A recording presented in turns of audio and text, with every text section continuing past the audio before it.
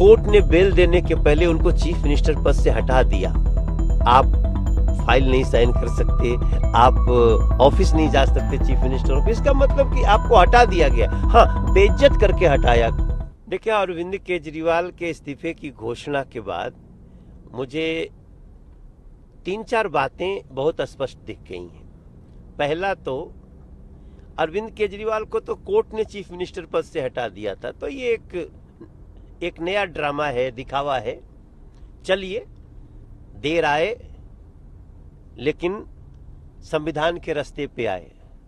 होना तो ये चाहिए था कि जिस दिन आप जेल जा रहे थे, इस देश के इतिहास में जब भी चीफ मिनिस्टर जेल जाने की नौबत में आया है तो उसने इस्तीफा दिया है ताकि प्रदेश चलता रहे। अरविंद केजरीवाल ने दिखाया कि हमारा ईगो बड़ा है, हमारे लिए प्रदेश बड़ा नहीं है, प्रदेश के लोग बड़े नहीं है हमारे लिए। चाहे दिल्ली ठप हो जाए, झुग्गी में सेवा न जाए, पानी न जाए, अनऑथराइज कॉलोनियों के लोग सिसक के रोए, कुछ फर्क नहीं पड़ता। दिल्ली में गड्ढे हो जाएं। अरविंद केजरीवाल को ऐसा लगता था वो चुने नहीं गए हैं, जैसे लगता वो राज गद्दी पर बैठे हैं। तो ये सारे चीजों का आज पटाक्षेप हुआ है। चलो, 2 दिन बाद इस्तीफा होगा, लेकिन ये संविधान की बहुत बड़ी जीत हुई है।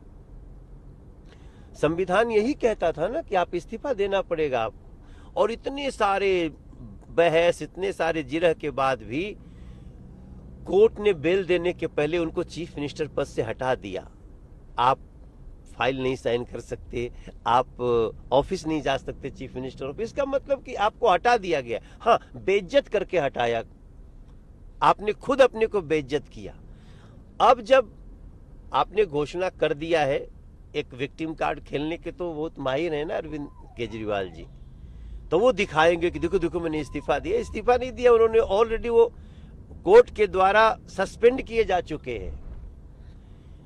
अब जब इस्तीफा भी दे रहे हैं तो 2 दिन का टाइम ले रहे हैं। अब इस 2 दिन में क्या क्या होगा कोई भी व्यक्ति सोच सकता है।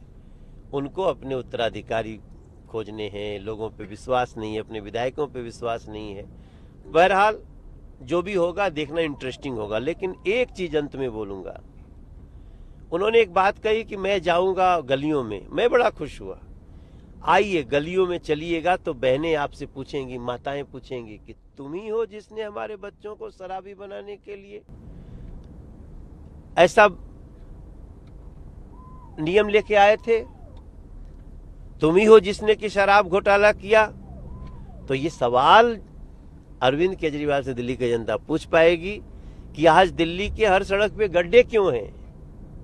ये सवाल पूछ पाएगी दिल्ली की जनता कि आज टूटी सड़कें क्यों हैं, और दिल्ली के इन सवालों का अरविंद केजरीवाल जी को जवाब देना पड़ेगा। आपको लगता है कि इमोशनली अरविंद केजरीवाल को इस इस्तीफे के बाद, इस फैसले के बाद दिल्ली में फायदा मिलेगा, इमोशनली कनेक्ट कर पाएंगे लोगों के बीच में?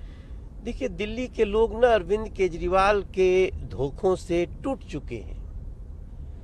वो कहते हैं ना कि खेत ही सूख चुका है। तो अब इस समय इलाज तब तक जरूरी होता है ना जब तक चांसेज हों। आप स्वयं भी, आप दिल्ली में रहते हैं, आप ये लुटियन जोन के बाहर चलिए, बुराड़ी चलिए, करावल नगर चलिए, किराड़ी चलिए, या बादली चलिए, या ये इन तरफ दिल्ली के बाहर चलिए, आप पालम चलिए, बदरपुर चलिए। लोगों की जिंदगी मतलब जो दयनीय से दयनीय स्थिति होती है उससे भी बदतर हो चुकी है। तो अब वो कौन सा विक्टिम कार्ड खेलेंगे? खेलने की कोशिश तो वो कर रहे हैं, और अरविंद केजरीवाल जी इसके माहिर माने जाते हैं।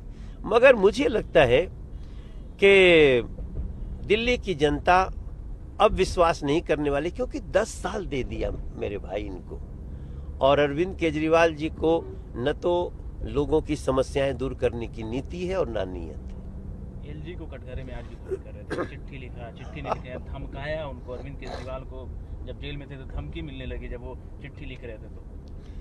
अरे भाई, जेल के अपने नियम है ना, तो जेल के नियम का तो पालन करना पड़ेगा, संविधान का तो पालन करना पड़ेगा। जेल के नियम में क्या है उसमें मैं जाऊंगा, बहुत लंबी बातचीत हो जाएगी। लेकिन अरविंद केजरीवाल अपने को एबव द लॉ क्यों समझते हैं? एबव द लॉ कोई नहीं रहा है। उन्होंने, उनकी यही बात कि मुझे दिल्ली ने चुन लिया, वो जिस प्रकार से उनको दर्द इस बात का हो रहा था कि मुझे अपना शीश महल, राजमहल छोड़ना पड़ेगा, वो दिल्ली की जनता देख चुकी है कि आदमी का छोटे गाड़ी में घूमना, कहना 2 फ्लैट में, 2 कमरों के फ्लैट में रहना, इससे बड़ा फर्जीवाड़ा जाली आदमी नहीं हो सकता है। तो ये सब कुछ करने के बाद अब मुझे नहीं लगता है कि दिल्ली की जनता को किसी भी स्तर पर अरविंद केजरीवाल जी पे विश्वास हो पाए। एक आखिरी सवाल है मनोज जी मेरा, वो इस बात की बात कर रहे हैं कि महाराष्ट्र के साथ दिल्ली का चुनाव हो जाए। अगर इस स्थिति में चुनाव होती है तो बीजेपी कितनी मजबूत है आज के समय में, और महाराष्ट्र के साथ क्या चुनाव होगा दिल्ली का भी?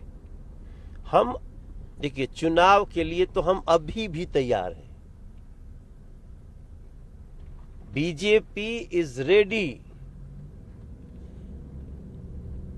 भारतीय जनता पार्टी जो दुख और मुसीबत दिल्ली वासियों की देख रही है, जितनी जल्दी दूर हो उतना ही अच्छा है।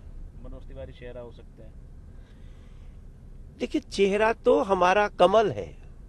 हम, आप तो अब तो ये सवाल ही नहीं आना चाहिए, क्योंकि आप मध्य प्रदेश देख चुके हैं, छत्तीसगढ़ देख चुके हैं, तमाम देख चुके हैं, और राजनीतिक संस्कृति बदली है। अगर ये कहते हैं देश के प्रधानमंत्री या हमारे देश के राजनीतिक पंडित, तो यही बदला है कि हम बीजेपी को जनता के दुखों को दूर करना है, और दिल्ली में हमारा सबसे बड़ा उद्देश्य है।